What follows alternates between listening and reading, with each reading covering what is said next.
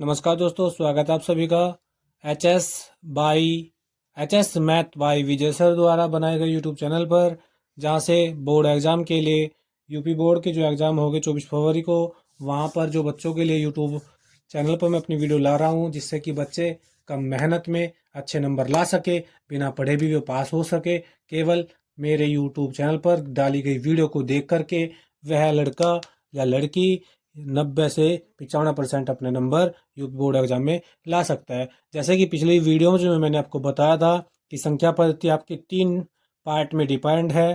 पहला HCF LCM, दूसरा HCF गुणा एलसीएम बराबर पहली संख्या गुणा दूसरी संख्या। तो आज हम तीसरा टॉपिक लेकर के आए हैं। जो आपका तीसरा टॉपिक उसमें है वो है आपका अपरिमेय संख्याओं का सत्यापन। अपरिमेय संख्याओं का सत्यापन। तो आपको क्या करना है, क्वेश्चन एग्जामिनर देगा कि आपको दी गई जो संख्या है वो अपरिमेय संख्या है या नहीं, आपको उसका सत्यापन करना है। जैसे आपको क्वेश्चन दे दिया कि जो √2 है वो √2 एक अपरिमेय संख्या है, एक अपरिमेय संख्या है, संख्या है। ये आपसे क्वेश्चन करेगा बोर्ड एग्जामिनर। तो उसके बाद आपको करना क्या है कि सबसे पहले हम क्या करेंगे, मानकर चलेंगे कि माना √2 एक परिमेय संख्या है, एक परिमेय संख्या है, परिमेय संख्या ये हम मानकर चलेंगे। और जब हम परिमेय संख्या मानते हैं, जो परिमेय संख्या होती है वो किसके बराबर होती है, वो होती है आपकी P अपॉन Q की फॉर्म में, जहां पर Q बराबर नहीं होगा जीरो के, मतलब Q का मान जीरो नहीं होना चाहिए। तो जैसे हमने P अपॉन Q हमारी परिमेय संख्या होती है, √2 भी हमने परिमेय संख्या मानी है। तो यहां से अब हम क्या करेंगे कि हम क्रॉस मल्टीप्लाई करेंगे, और क्रॉस मल्टीप्लाई करने के बाद P is equal to √2Q। अब क्या करेंगे यहाँ पर हम कि दोनों पक्षों का हम वर्ग करेंगे, दोनों पक्षों का वर्ग करने पर तो P का भी हम वर्ग करेंगे, √2Q का भी हम वर्ग करेंगे। तो ये होगा आपका P² बराबर 2Q²। केवल ये चीजें करनी है। उसके बाद हम क्या करेंगे, यहां पर लिखेंगे कि जो P² का मान है, P² का मान वो 2 के अतिरिक्त 1 के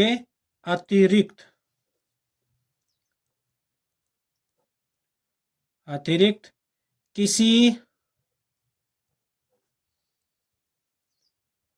अन्य संख्या से भी विभाजित होता है।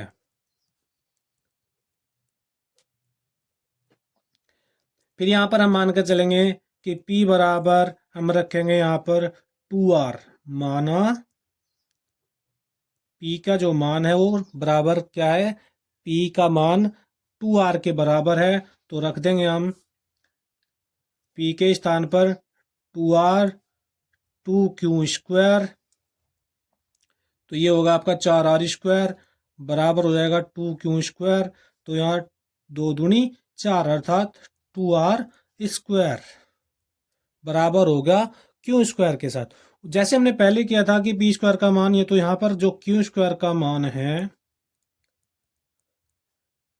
एक के अतिरिक्त,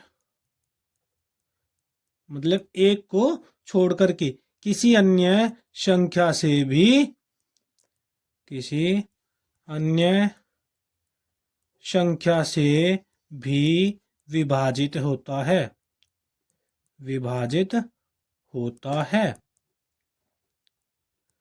अतः यहाँ P व Q का अभाज्य गुणनखंड 2 भी है। इसी विरोधाभास के कारण, इसी विरोधाभास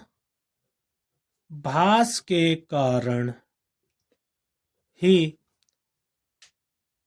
√2 एक अपरिमेय संख्या है। एक अपरिमेय संख्या है। तो यहां से हम आराम से देख कर सकते हैं कि जो √2 है वो क्या एक अपरिमेय संख्या, उसका सत्यापन बहुत ही आराम से समझ के और बिल्कुल ध्यान से कर सकते हैं। बहुत बड़ी ज़्यादा परेशानी बच्चों को नहीं इसमें होनी चाहिए, क्योंकि आजकल के जो बच्चे हैं वो समझने में और उनका आईक्यू लेवल भी बहुत अच्छा है। तो इस छोटी सी बात को बहुत आसानी से समझ सकते हैं और वास्तविक संख्याओं से आने वाले आपके 5 नंबर बहुत ही ज़्यादा इम्पोर्टेंट है। अतः आप सब मेरी यूट्यूब पर समझाए गए इस क्वेश्चन को बिल्कुल ध्यान से एक बार समझना। उसके बाद इसी पर आधारित आपके जो क्वेश्चंस होते हैं, जैसे कि आपसे अभी क्वेश्चन मैंने हल करा √2, दूसरा क्वेश्चन होगा इसी के आधार पर √3, तीसरा जो क्वेश्चन होगा इसी के आधार पर √5 और इसी के आधार पर चौथा क्वेश्चन होगा आपका √7। तो इस तरीके से आपके 4 टॉपिक है और 4 टॉपिक से ही आपके जो क्वेश्चन है, इन 4 में से एक क्वेश्चन आपसे बोर्ड एग्जाम में पूछा जाएगा, बिल्कुल 100 के 100%। तो ये 5 नंबर आप मिस मत करना। आगे की जो वीडियो है उसमें भी अच्छी से अच्छी मैं आपके लिए शिक्षा ज्ञान यानी कि नॉलेज लेकर के आऊँगा, जिससे आप लोग अच्छे नंबर ला सको कम मेहनत में और कम समय में। मेरी वीडियो अगर पसंद आई हो तो मेरे इस चैनल को सब्सक्राइब करें और नोटिफिकेशन को भी ऑन करें, जिससे आने वाली वीडियो का नोटिफिकेशन भी आपके पास सबसे पहले पहुँचे। धन्यवाद।